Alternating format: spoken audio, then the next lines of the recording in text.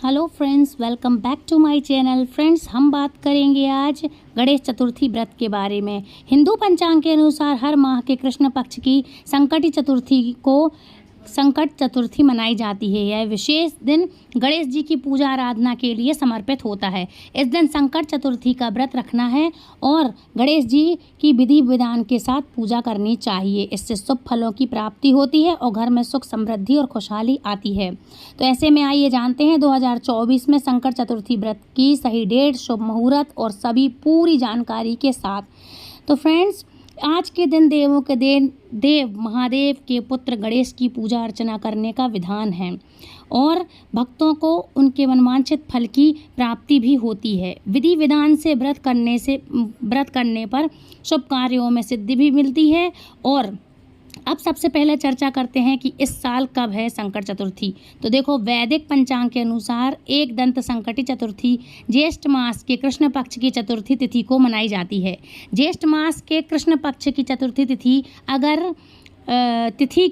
यदि मैं तिथि की बात करूं तो इस साल वो शुरू होगी 26 मई को दोपहर 6:06 पर और इस तिथि का समापन होगा अगले दिन यानी 27 मई को दोपहर 4:43 पर। चतुर्थी तिथि पर चंद्र दर्शन करने का विधान है, इसलिए 26 मई को एक दंत संकट चतुर्थी व्रत रखा जाएगा। अब हम चर्चा करते हैं कि चांद निकलने का शुभ समय क्या है। तो देखो, वैदिक पंचांग के अनुसार एक दंत संकट चतुर्थी के दिन चांद निकलने का शुभ समय रात के 10:12 पर है। मान्यता है कि इस समय चांद की पूजा विधि विधान से की जाती है, उसे अर्घ्य दिया जाता है। इससे जीवन में सुख शांति संपन्नता आती है। अगर मैं शुभ योगों की बात करूं तो ज्येष्ठ मास के कृष्ण पक्ष की चतुर्थी पर बहुत शुभ और दुर्लभ संयोग बन रहे हैं। सबसे पहले साध्य योग का निर्माण हो रहा है। यह शुभ योग सुबह 8:31 तक रहेगा। इस शुभ योग में भगवान गणेश की पूजा करने से साधक के सभी रुके हुए कार्य पूरे हो जाते हैं। अच्छा, भद्रा का नक्शा जो भद्रा लगती है, इस भद्रा का योग भी है इसमें। तो एक दंत संकट चतुर्थी पर भद्रा पाताल में रहेगी।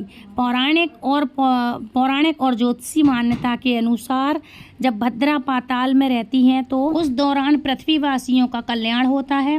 भद्रा योग 26 मई को शाम को 6:06 तक रहेगा। इस दौरान भगवान गणेश की आराधना करना बड़ा शुभ कार्य होगा। अच्छा, शिव वास भी है उस दिन। जमा के मतलब कृष्ण पक्ष की चतुर्थी तिथि पर शिव वास भी बन रहा है, शिव वास योग।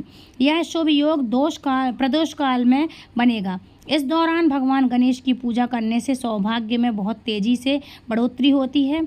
अब चर्चा करते हैं कि हमें भगवान गणेश की पूजा किस तरह से करनी है। तो देखो, धार्मिक मान्यताओं के अनुसार एक दंत संकट चतुर्थी के दिन सुबह जल्दी उठकर स्नान ध्यान करें, सभी कामों से अपने निवृत्त हो जाएं, मन में गणेश जी का ध्यान करें। उसके बाद स्वच्छ वस्त्र धारण करके मन में भगवान गणेश जी का आप ध्यान करते रहें, जो भी आपका मंत्र हो उसमें आप करते रहें। और जब पूजा करने बैठे तो सबसे पहले मैंने हर वीडियो में आपको बताया कि हर व्रत का संकल्प होता है, तो आपके लिए संकल्प लेना चाहिए, है ना। ज्येष्ठ मास के कृष्ण पक्ष की चतुर्थी को आँखों मूषक रथ गणेश जी के स्वरूप की आंखें बंद कर गणेश जी के स्वरूप की पूजा करनी चाहिए विधि विधान के साथ। संकल्प लेने के लिए हाथ में फूल जल सिक्का लेकर गणेश जी के सामने दोनों हाथ जोड़ करके प्रार्थना करें और अपने व्रत का संकल्प लेते हुए कहें, एक दंत मूषक रथा गणेश जी मैं चतुर्थी को व्रत करने का संकल्प करती हूँ या करता हूँ, है ना।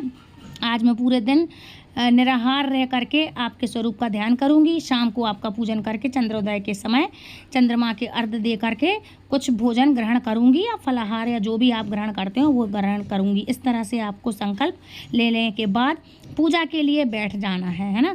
और पूजा के लिए मंदिर की साफ सफाई आप पहले से कर लें। साथ ही एक चौकी पर हरे रंग का कपड़ा बिछाकर गणेश जी कि अगर आपके पास प्रतिमा है तो उसे स्थापित करें, फ़ोटो है तो उसे स्थापित करें।